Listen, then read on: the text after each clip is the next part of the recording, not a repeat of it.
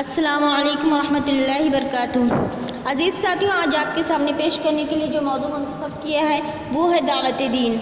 نحمد و نصلی علی رسول الکریم۔ قال اللہ تعالی فی القرآن المجید اعوذ باللہ من الشیطان الرجیم بسم اللہ الرحمن الرحیم۔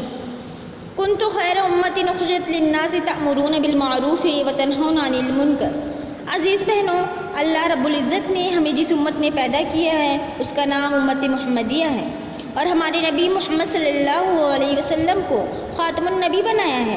اللہ تعالیٰ نے نبی کے بعد لوگوں کی رہنمائی اور سیدھے راستے پر گامزن کرنے کی ذمہ داری اسی امت پر ڈالی ہے، اور اسی خاصیت کے بنا پر اسے خیر امت فرمایا ہے۔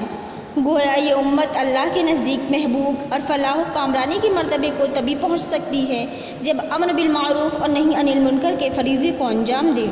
نبی کریم صلی اللہ علیہ وسلم نے فرمایا ہے کہ جب تم میں سے کوئی برائی دیکھے تو چاہیے کہ اسے اپنے ہاتھوں سے روکے، اور اگر اس کی استطاعت نہ رکھتا ہو تو اسے اپنی زبان سے روکے، اور اگر اس کی بھی استطاعت نہ رکھتا ہو تو اسے اپنے دل میں برا سمجھے، اور یہ ایمان کا سب سے کمتر درجہ ہے۔ اس حدیث سے واضح ہوتا ہے کہ ایمان ہے ہی اس چیز کا نام کہ جہاں وہ ہو وہاں برائیاں نہیں ہوں گی بلکہ اچھائیاں اور نیکیاں ہی ہوں گی۔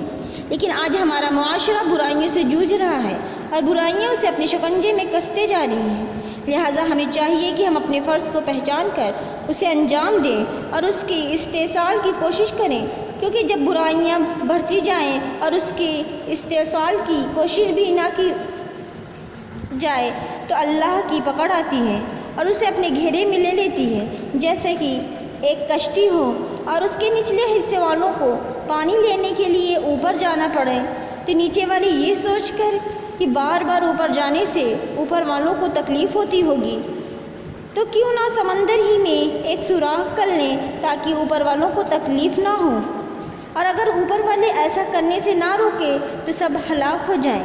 یہی حال ہمارے معاشرے کا ہے، اس لیے ہمیں چاہیے کہ ہم کمر بستہ ہو جائیں دین کو پھیلانے کے لیے اور برائی کا استحصال کرنے کی کوشش کریں۔ وآخر دعوانا الحمدللہ رب العالمین۔